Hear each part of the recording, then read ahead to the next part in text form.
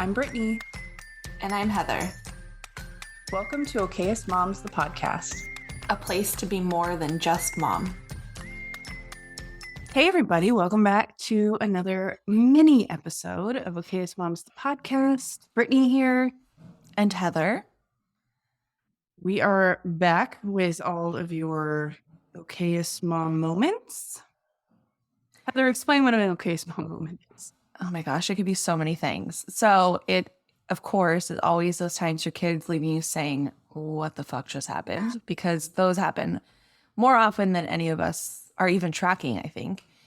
It's also a moment where you bucked tradition and didn't do the thing you were, quote, supposed to do and opted for something that made more sense for your family. It could be any of those moments where you decided, I'm not going to take on the mom guilt of this because, you know, my male partner has never taken on any of the guilt of something so silly as this. And so I'm not going to either. So it could be any of those moments where we just come together to share them, to show each other that everybody's life is a shit show. This is one big solidarity moment. And actually, mine is the latter today. I am so goddamn tired of reminding my kids to do the same things every single day. I had a moment last week where I just lost it. It's like, why am I repeating myself? What did I just say? And they're like, I don't know. It's like my voice just gets drowned out by anything else. So I decided to let the robots work for me. And I already used our Alexa, which is going to talk now, for a few things like reminders lines, like when to start homework and when to start getting ready in the morning. I was like, F this. I'm just going to put every single thing that I repeat constantly as an Alexa reminder. And so I did. And now we have reminders going off all the freaking time, but I'm not having to repeat myself because they listened to her the first time. So, well, it will be just a matter of time until they start blocking out her voice as well. But that's when you can jump back in. It'll be a nice little break for her. yeah, you can just trade off. We just need to tag team this. She'll take the load for a while and then it'll switch back to me. I'm good with that. We're a good team. We're a good partnership. Mine is also similarly related.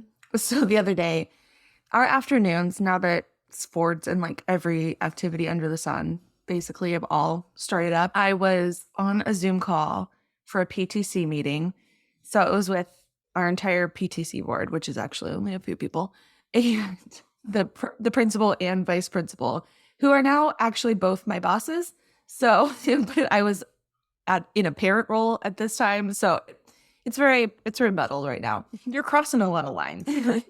And my kids are upstairs trying to get ready. So we literally had to run, as soon as I was done with this, had to run out the door to get to baseball on time. And I had given them very clear instructions, which, of course, are never clear. And they were upstairs just beating the shit out of each other. And I can't hear, like, I have an AirPod in, so like I don't think anybody could hear, but like no one kept coming in the room. And so I was like, you know what? I can't scream at them because I am like engaging in this conversation. So I was like, I'm going to send an announcement and have Alexa tell them to knock it off. So I totally forgot that there was an Alexa behind me in the Zoom meeting, like literally right behind my person. Thank God all I said was knock it off. And but when you send an announcement, it says Heather says it goes to everyone in the house. So it's like it's speaker. And then it says Heather said knock it off. I was like, what an idiot. I just totally did not say anything. No, nobody said lame. anything. I don't know. I don't think anybody heard because I had my AirPod in, and so I don't think it picked it up. But I was just like, what a fucking bonehead. Like, of course, there's one right behind me. You sent out all devices. Yeah, I tried so hard to discreetly be like, shut up. I need 5 more minutes. And it's just backfired in my face. No, this is so great.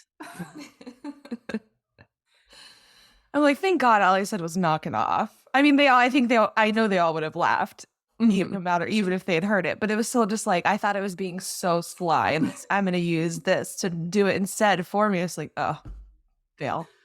Oh my God, I love it. All right, let's jump into our next story from Tammy Hackbarth. She was with us for episode 133, Minimum Standards of Care for Moms During the Holidays. My kid ate chocolate chip cookies for breakfast today. But did she get the dishes put away and was she to school on time? Yes. I'm telling you, Heather, You're all you winning. have to do is play chicken once. And if you have a particularly hard tester, if you get comfortable with the attendance lady giving you the side eye because your kid is late, Nah. cool. But I tell you what, if you tell the attendance clerk that you are having a standoff about them emptying the dishwasher, Oh, they'll support you. I 100%. bet you there will be a high five over that desk. They'll be like, good. These kids need to do more chores. Excused. Exactly. Also, coming from the teacher's perspective, is like, yeah, it sucks that they're late, but also like, is that truant officer real or is that like a paper tiger? It takes a while to get there. You're fine. Also, like, but I've seen people get like they call the SARB letter. They Yeah. they get the letter, but I'm like, but what happens after the letter? Literally nothing. It's strongly Literally nothing. to the I would point say, that but it's very strongly worded.